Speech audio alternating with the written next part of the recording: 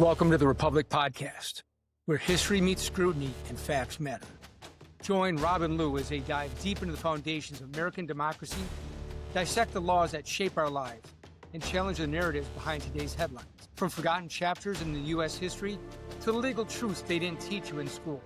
This is your front row seat to get informed, unapologetic conversation. We have an American republic, if we can keep it. Now, let's get started.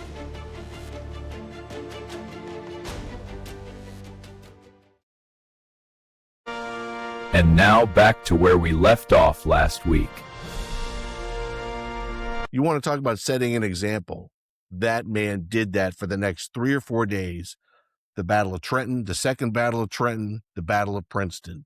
Those 3 battles starting December 26, 1776 into January 3rd of 1777, that turned the tide.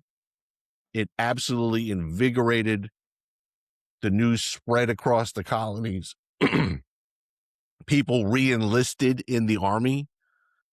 And everything turned because of George Washington, his fortitude, his determination, and his belief in the people around him. Right. And his advisors were telling him not to do it. They're like, look, it's a freaking blizzard, you know. I mean, you know, but I mean, and it's, yeah, freaking blizzard. But I mean, and it's one of those things where he's just like, no, now is the time. If we don't do it now, that this opportunity will be lost. Right. We need to do it because it's a blizzard, not despite the blizzard, you know. And a man who is as confident in himself, in the cause, and the people that he helps train around him.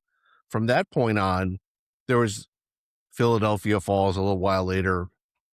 But after that, the Revolutionary War really kicks off and continues in the South.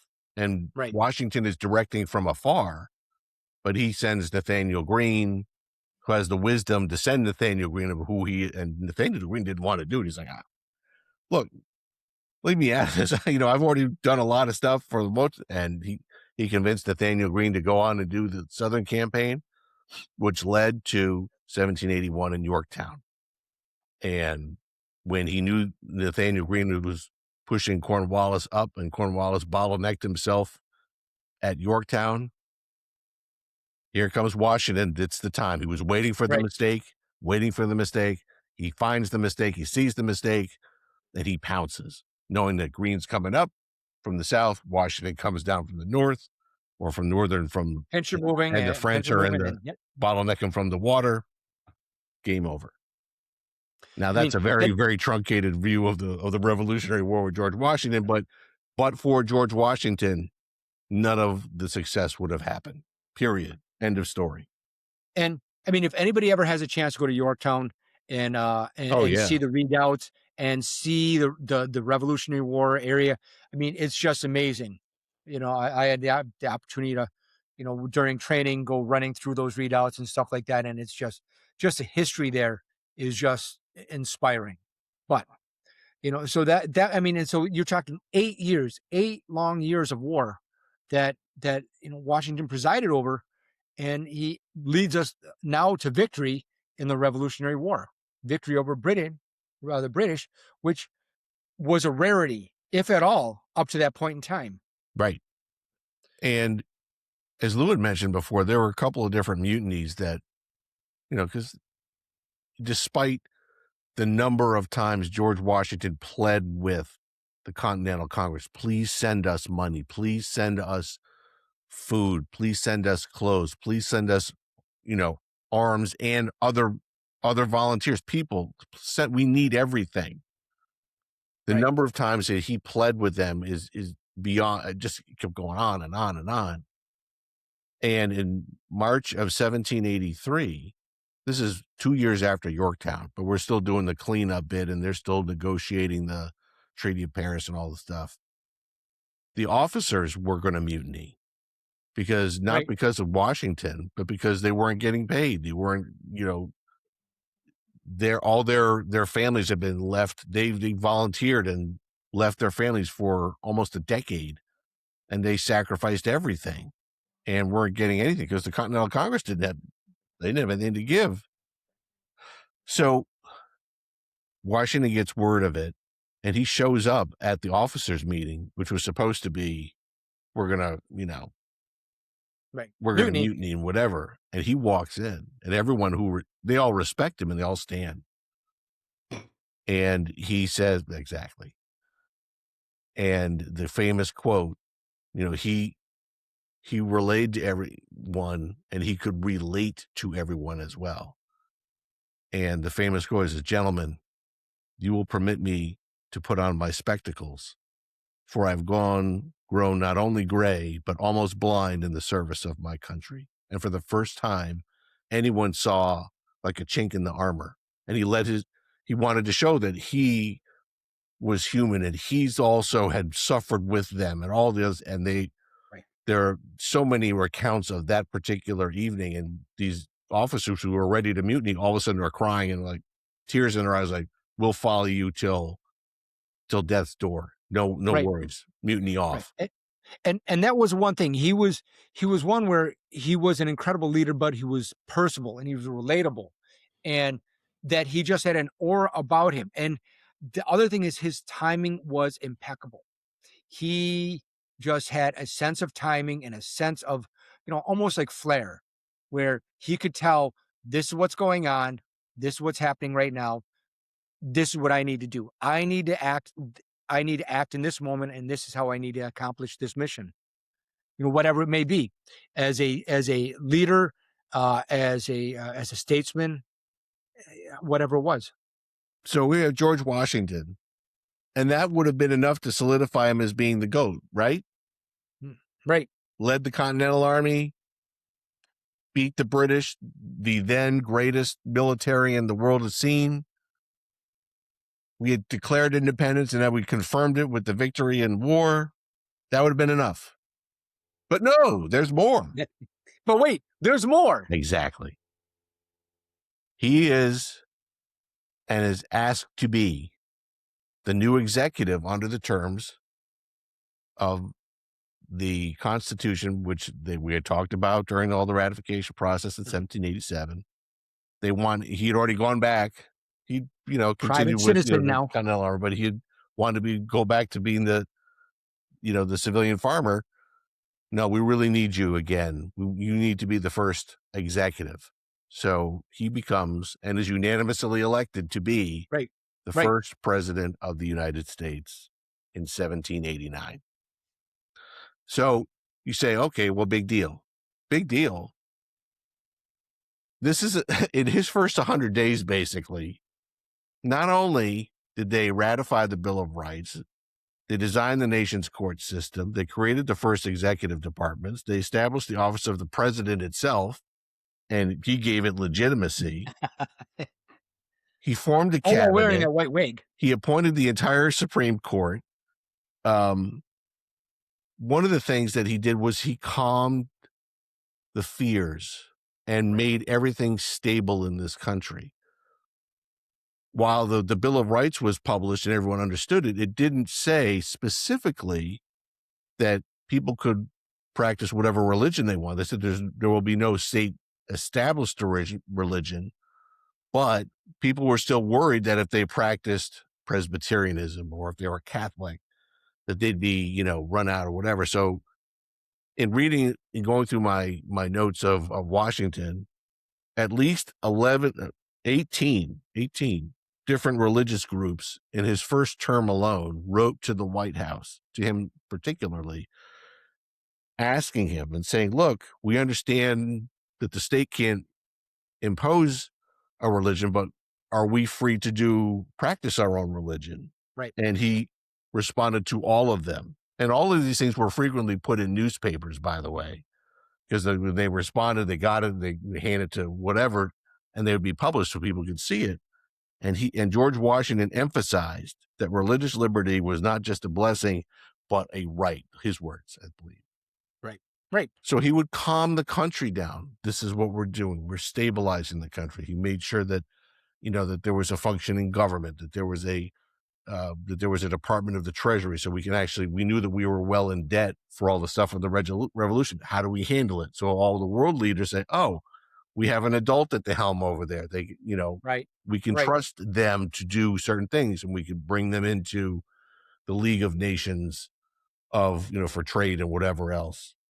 So there was a lot of stuff that gentleman did. And at the end of his first term, he did the Southern tour, which took, Right. it was 3 months in 1791, horse and carriage. And he goes to the South because a lot of the stuff, Philadelphia and concentrated in New York where he was and this and that, he didn't want to neglect the South. He wanted to unify the entire country. It wasn't just the population centers. So he would go down to North Carolina and South Carolina and go through Georgia. And that went an extraordinarily long way. Right. And it did. I mean, it united the country, and it showed him. He showed that I want this to be the United States, not the Confederate States, because we had just gone through that. We had just gone through that whole failure, for lack of a better term. And he wanted to make sure that this time this country succeeded. And with him being the leader, he wanted to make sure that he did everything possible. And the one unique thing that sets him apart from most any other leaders that are given this opportunity, he was offered the opportunity to be, look, we'll elect you as, basically, we'll nominate you as leader supreme for till the time when you die. Whatever you want, you have this opportunity. He's like, no, I'm going to serve my time. And back then, that's what it was to be in government, unlike how it is now, where basically you get elected and you die in office after being elected however many trillions of times. That he's like, yes, sir. In addition to, he was the first president to give what's now called a State of the Union. And Lou looked into, the first State of the Union address, and there's some things in there that resonate from 1790 to today and should resonate to today. Right. And the one thing that resonates today, this is one of the reasons why Rob and I started this quote that I have here, which I just love, and I'm reading it because I want to make sure. Right. It was his first State of the Union address. And I'm going to cut down to the most important point. And by teaching the people themselves to know and to value their own rights, to discern and provide against invasions to them, to distinguish between oppression and the necessary exercise of lawful authority, between burdens proceeding from a disregard of their convenience and those resulting from the inevitable exigencies of society. That is what he stated. He stressed that this is why the Constitution and what the nation we just established were so important. He believed in the rule of law, and he believed in what he just fought for. And that's why we felt that that was one of the driving forces for us to do this. Now, I want to make a note. I'm going to go off on a small tangent here. We're not saying that Washington was perfect, because I know that some people are going to say that, well, what about his slaves? Didn't Washington own slaves? Go ahead. Yeah. So didn't Washington own slaves? Yes, he owned slaves. He owned at one point probably 500 slaves. What was unique about him, though, is that he took it upon himself and he granted them liberty from them. He released his own slaves without any requirement from the law, without any requirement from anybody else. He granted them their freedoms and then gave them the land that they were tending as their own. So, I mean, for as many flaws you may say that he recognized that slavery he saw was abhorrent. He thought it was just a disgrace for the country to have to go through and to make some of these compromises that we had to, as we talked about previously with the 3/5 compromise and other compromises. But he saw that it was a necessity at that time to keep us united and to keep the country together. But he thought so he recognized how wrong it was. And he took the step to release his own slaves and go forward and pushed forward to have others release them on their own as well. I'm sorry, I just went off on that. No, it's fine. Because it's an important point to make. Again, we've said this before. We will say it today. We will say it in context of other things that come up when we talk about our country's history. In any history, you can't put the present lens of reality on Right and something that wrong. happened 100 years ago, 200 years ago, 250 years ago. It's a different time, a different norm. Not to say it was good, right, or anything like that. It just is different. You can't expect, for example, if you ran around, and this is not being political, it's not being denigrated, and anyone who, for example, is in a same-sex marriage today, if they showed up through a time machine in Philadelphia in 1776 at the Declaration of Independence being read, and they said, we're a same-sex couple, and you all, here, rah, rah for us, they would have been pilloried. They would have been castigated. They would have been probably thrown in jail. And that's not right, but that's what would have happened, because you can't superimpose the lens of, say, 2026 onto 1776. Right. Same thing with slavery. George Washington, we already talked about, his father died when he was 11, meaning George Washington was 11. When he was 11 years old, he inherited slaves from his father. Think about that. So it's part of who you are already. You're 11 years old, and for the time you were born and up until you owned them yourself, you saw slaves on your property because your father owned them. And now you own them at the age of 11. Thomas Jefferson, with the words that he created in the Declaration of Independence, really resonated with George Washington. And he really did a lot of deep thinking about this. Right. Would it be, this lovely Hollywood story that as soon as he read the Declaration of Independence, he had one of those Scooby-Doo moments? Oh, how stupid of me. Why didn't I? Let me just free everyone right now. It wouldn't have happened, couldn't have happened. But he, on his own, as Lou said, he freed his own slaves. And it goes oftentimes by the wayside and not recognized that he did that in a time when no one was doing that. No one did that. Right. Of note. No one, I can't recall, and there may be, and I apologize if there are other founding fathers from the South who had slaves who did the same thing before 1800. I don't know of any. Right. So he really he wasn't just the military man. He wasn't just the statesman. He really was a deep thinker, and he put into practice things that were not common. Now we get to his second term. I know we're running up because, the YouTube time frame, and good. He thinks he's only going to do one term. They bring him back. It's like, now's the time you get like that Al Pacino clip. Like, every time I think I'm out, they keep dragging me back. He's unanimously elected for a second term. Starts in 1793, goes to 1797. He continues to stabilize the country. He keeps us out of a number of different foreign entanglements. But now, because people are people and humans are not the greatest of animals in the world. People are people. Now, all of a sudden, some of the veneer comes off, not from George Washington, but people who are jealous of him. Right. And now there's a second party. And they didn't want to have party politics. Right. They had Labor and Tories and whatever, the Whigs in England. They didn't want that. They thought we were just Americans now.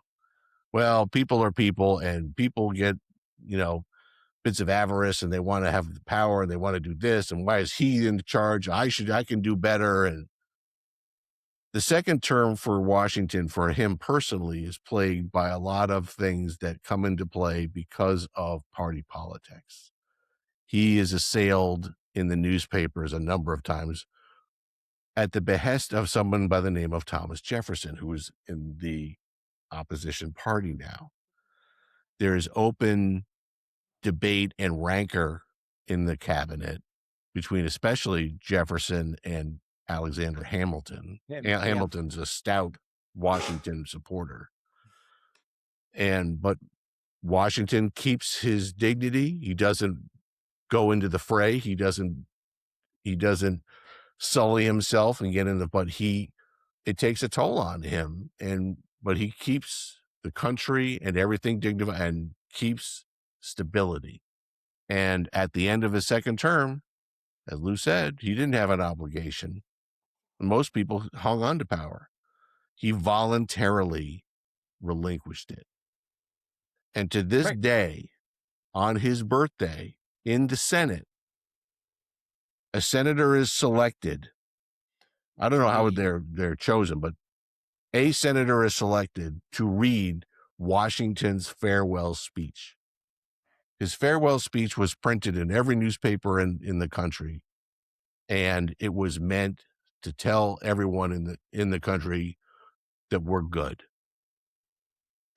He wanted to implore the people to remain united. I think one of the quotes from his farewell speech was, "The name of American, which belongs to you in your national capacity, must always exalt the just pride of patriotism more than any appellation derived from local discriminations." He wanted people to be proud to be American. He told them to uphold the Constitution. He told them to beware of political parties because they're going to subvert the government. They're going to try to divide everybody. Sound familiar in 2026? Telling people to stick to their morals because he wanted people to remain people of faith and have morality, to value education, make sure the budget was balanced. Wish we could do that now. Avoid foreign entanglements. He wanted everyone to he'd seen enough of war. He wanted us to be a peaceful nation. And he ends it by basically saying, you know what? If I did anything that was a problem, please forgive me for my mistakes. I'm just human. I'm looking back to going forward, to returning to my role as a citizen farmer. Right. Peace out. Peace out. Exactly. And that's what made it unique, is that he had the opportunity to basically rule till he died, and he chose not to.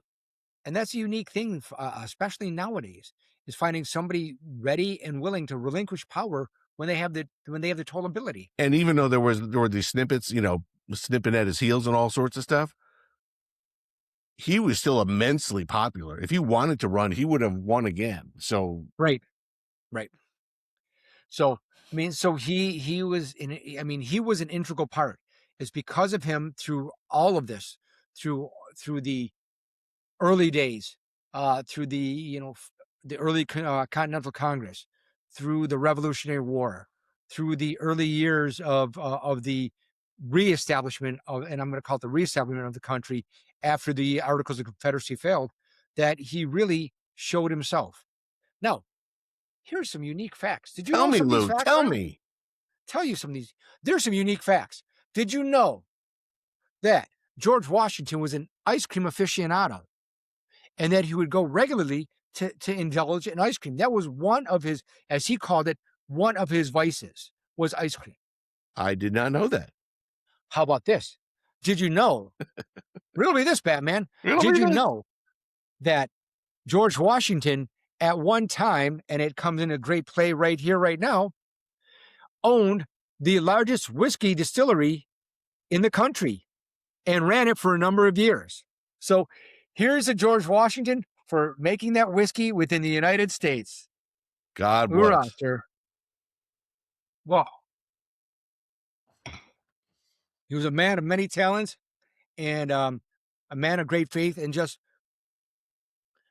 he was the pivotal force in the foundation of this country. Right. And I'll fight you if you disagree. I mean, he was a person that really defend that. Yeah. Well, both of us will throw hands if anyone wants to say anything other than that. And that it's because of his deep sense of devotion to this country and belief of this country that we are the country that we are now. He swayed many votes to go for freedom. Swayed many votes. Yeah, already hitting. Jeez, that's good whiskey. to form this country the way that it is now. And he set up the ideals in his first presidency that still hold true today. Right. This is a man who sacrificed largely his adult life for this country. He was the man who stepped into the breach. He was the man that they weren't thinking about him in 1774 or when those first shots rang out in Lexington in April 1775. But he was the man who put it all together as the general, as the organizer, as the supporter, as the politician, as the leader, as the stabilizer. He did it all. And with that, here's a toast to General George Washington, our founding father. Absolutely. And here's a toast to all of you out there. Thank you very much for joining us. It's been a long one, but it's hopefully worthwhile. The main thing is, please like, share, subscribe. We've got a new website as well, which will be out there. Hit that up. Hit all the social media. Kill the algorithm. That's right. We're on Instagram. We're on X. Please like, share, subscribe. Right. And before we go, it would be a disservice. As we said in the beginning, if any of this sparks an interest, let it go. Grab onto that interest and do some digging. Do the research. Go to mountvernon.org on the internet. They have a lot of treasure trove of stuff about George Washington. The biography of George Washington, I forget I should have it in front of me. I read it a while ago. There are things, from the different publications that, you just held up. There's so much out there about George Washington, and it's all fascinating because he is the man. The man, the myth, the legend, the GOAT. So with that being said, Lou, cheers, brother. Here's to you. Here's to you. Here's to all of you out there. Here's to the Republic. If we can keep it. If you can keep it. Thank you all. Cheers. Hoorah. Cheers, brother.